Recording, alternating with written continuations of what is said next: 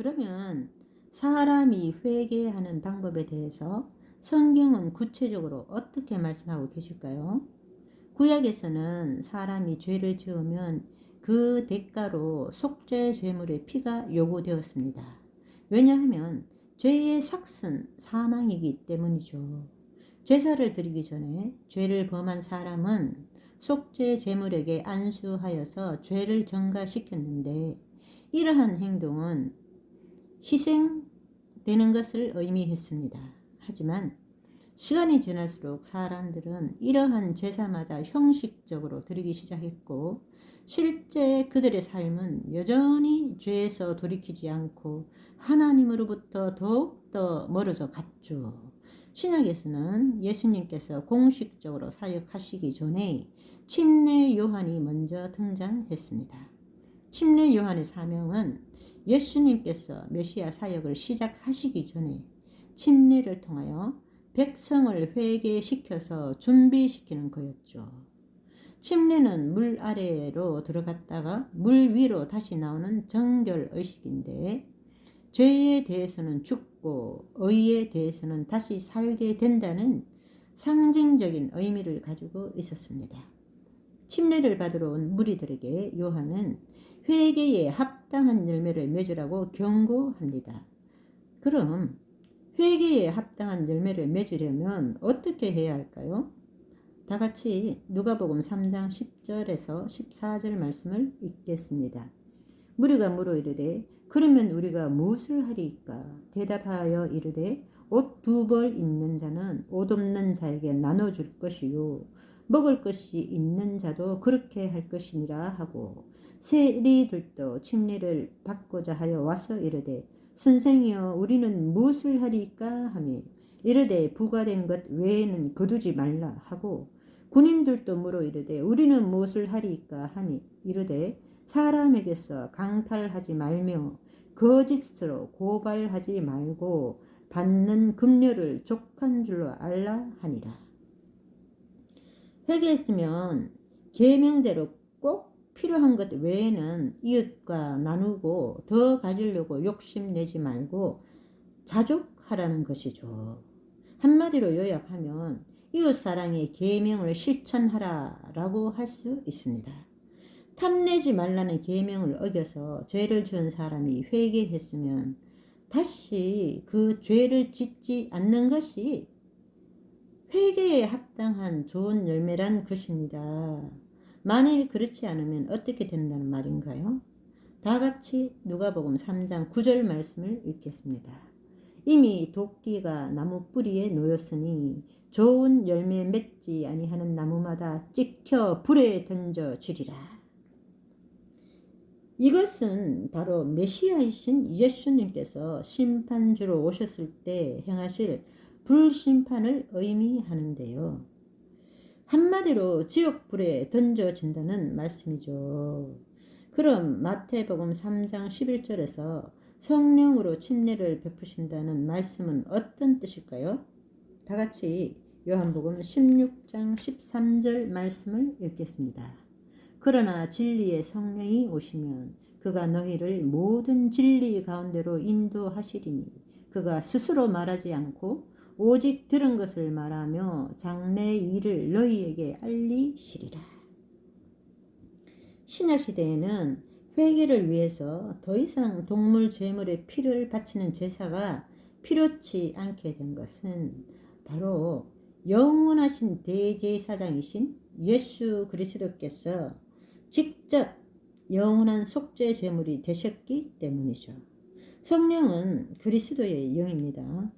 바로 이 성령께서 회개한 성도들이 끝까지 죄와 사망과 마귀의 권세를 이기고 완전한 구원에 이르도록 평생토록 인도하신다는 것이죠. 저와 여러분이 참된 회개를 하기 위해서 반드시 존재되어야 할 것은 무엇일까요? 회개에 합당한 열매와 영원한 대제사장 되신 예수 그리스도의 피와 예수 그리스도의 영이신 진리의 성령님께로서 매일의 인도하심이죠. 성령의 도우심 없이는 아무도 진정한 회개를 구원의 여정이 마칠 때까지 지속할 수 없기 때문입니다.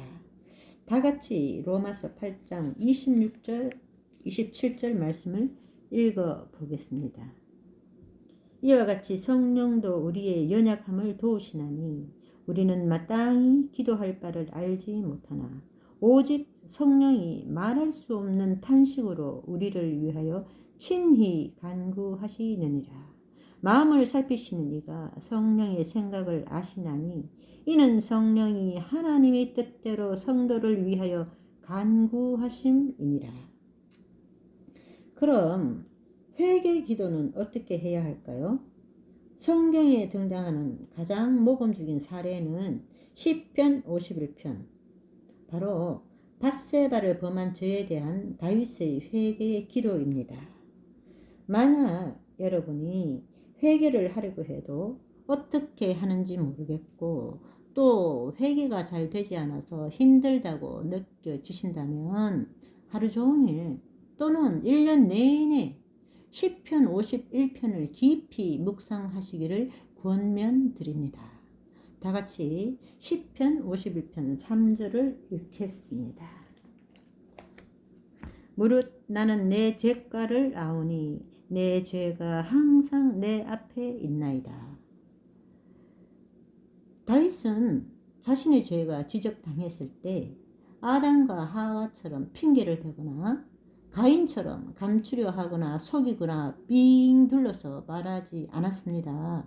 정직하게 무슨 죄를 지었는지 그 사실을 있는 그대로 구체적으로 인정했습니다. 4절에서 그는 무엇보다 더 하나님께 범죄한 사실을 인정하고 회개했습니다. 그가 가장 두려워한 것이 무엇이었을까요? 다 같이 시편 51편 11절 말씀을 읽겠습니다. 나를 주 앞에서 쫓아내지 마시며 주의 성령을 내게서 거두지 마소서. 잊지 마시기 바랍니다. 성령이 떠나시면 우리의 구원의 여정은 완성될 수 없습니다. 다음으로 그는 14절에서 피 흘린 죄, 즉 이웃인 밧세바와 우리아에게 범죄한 사실을 인정하고 회개했는데요. 다윗이 밧세바 우리아에게 범한 죄는 분명히 사람에게 범한 죄입니다. 그러나 다윗은 가장 먼저 하나님을 속이려 했던 죄가 더 큰 죄였다는 사실을 깨닫고 하나님 앞에 먼저 자복했던 것이죠. 그래서 회개의 순서는 먼저는 하나님께요. 다음으로는 이웃에게입니다. 다윗이 이후에 다시 간음죄를 범했을까요? 답은 아니요입니다. 물론 그 이후에 다윗의 삶은 죄의 대가로 사랑하는 아들 4명을 잃게 되고 압살롬의 반역으로 많은 고난을 겪어야 했지만 결론적으로 하나님은 그의 회개를 받으셨습니다. 그는 용서받았고 성령은 떠나지 아니하셨으며 그는 더 이상 죄를 짓지 않고 구원의 여정을 성공적으로 마무리할 수 있었습니다.